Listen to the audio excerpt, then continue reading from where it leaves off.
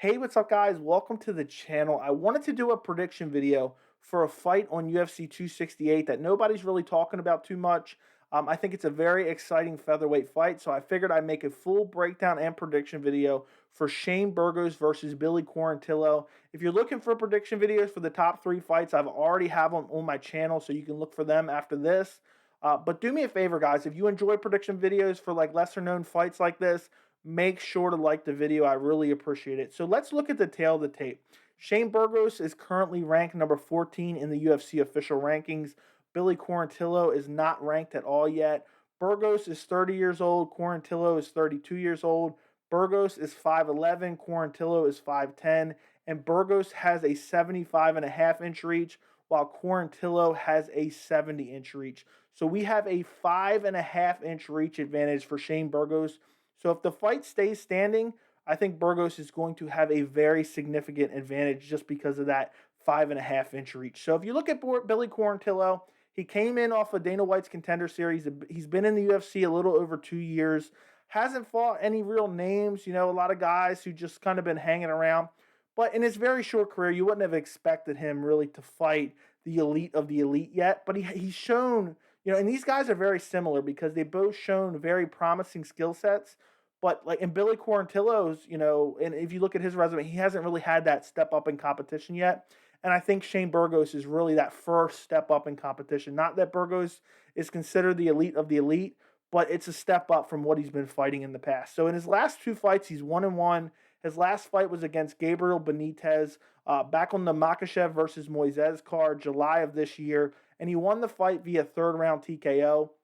And the finish was a little bit weird. He had his back. He was landing some ground and pound. It wasn't super brutal, and the ref stopped it. I thought it was a little bit strange, but I just think it was the level of damage that Benitez had took in the earlier rounds that led the referee to stop the fight. I mean, his eye was swollen badly. He probably had a broken orbital, and I just think the damage that he had already taken led the referee to stop the fight then. I mean, he dropped him in the early rounds. He beat him up on the ground. I think he pretty much controlled him on the ground for the majority of the fight and was just ground and pounding him and beating him up and had the back mount. And he was winning on the feet as well, and his stamina looked great. I mean, there was a lot of output in that fight, and he did not fade at all. So I think that's very promising. Other than that, you look at his record, he has not fought anyone notable. Now, you look over at Shane Burgos, and that's a different story. So Shane Burgos has been around for a little bit longer. He's been in the UFC since 2016, and there's a very common theme with Shane Burgos. Every time he's gotten that step up in competition, he's lost. You look at his record. He fought Calvin Kattar back at UFC 220. He lost via TKO. He fought Josh Emmett back in June of 2020. He lost by decision.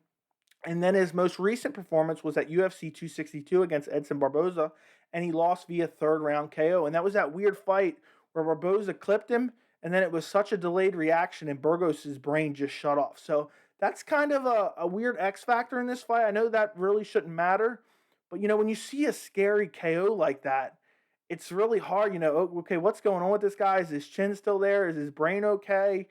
The way he went to sleep in that fight was very worrisome. A lot of people thought that was very strange. It's very rare you see a KO like that. But Edson Barboza, I am so high on him. I don't take a lot away from Shane Burgos for losing to Edson Barboza. I think he's one of the best featherweights in the world, and he can even be considered one of the best lightweights in the world when he used to fight at lightweight. And he's just fought everyone. He has elite level striking. But Shane Burgos' best win, if you look over his career, maybe Cub Swanson. He won by split decision. I don't remember that fight too vividly. And then he has a win over Makwan Amirkhani. That was a decent win. He won via TKO in the third round. He was taken down in the first round and really controlled. And then Amirkhani really started to gas out. And that's when Shane Burgos started pressing forward, throwing combinations, just landing on him. Amirkhani was just trying to spam takedowns. I was actually there live for that fight. And Shane Burgos eventually stops him in the third round.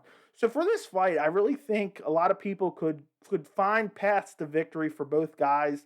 Burgos is so durable, so tough. He has power in both of his hands. He has a reach advantage. And I was really thinking that Burgos was probably going to pull this fight off. But then I was just really thinking about it. And I know usually when there's two guys and you look at their resumes and you're like, this guy has fought some elite level competition, even though he's lost. and this guy has not fought any elite level competition yet. I usually, straight to the side of the guy who has a higher level on his resume. But in this fight, my official prediction, I am going to go with Billy Quarantillo by decision. And I just think that Quarantillo in his last fight, he had a lot of output and his stamina looked very good even in the third round. Now, I know Burgos is super durable. He has power, he has good striking. But I think Quarantillo is going to beat up that body. I think he's going to take him down. And it's not like Quarantillo has the best takedowns, but I think he has just good enough striking to strike with Shane Burgos and not get finished himself. He has a good chin.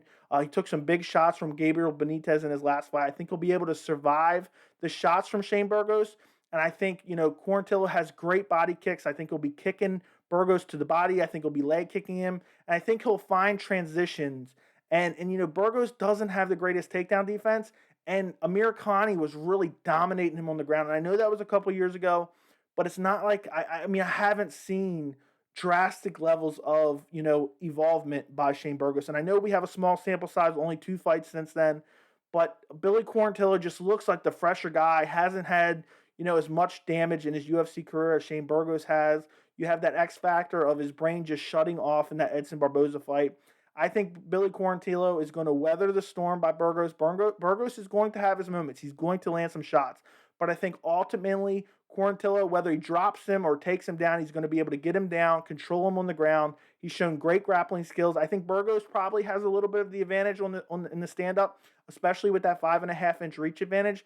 But I think Quarantillo definitely has the ground advantage. I mean, there's no doubt about that. So I think Quarantillo is not getting finished on the feet. I just don't see that happening. Maybe it does. Maybe I'm wrong, but we'll see. And I think Quarantillo is going to fight smart. He's going to try to get Burgos down on the ground, control him, get the back mount, look to advance position, and really ground and pound him. And Burgos is so tough and durable, I don't see him getting finished. And that's why I'm predicting Billy Quarantillo by decision. I think a lot of people are probably picking Shane Burgos in this fight just because he's been around longer. He's a little bit more of the proven guy. But with a win for Billy Quarantillo over a guy like Shane Burgos, the next fight for him, especially if he wins this impressively or dominantly, it's going to get him in. This fight would probably get him into the top 15. His next fight would be an even bigger fight after that. So we'll see. Billy Quarantillo by decision is my official prediction. Let me know what you guys think in the comments. Don't forget to like the video if you guys enjoy these prediction videos for kind of fights that are a little bit flying under the radar. Thank you so much for watching, and I will see you in the next video.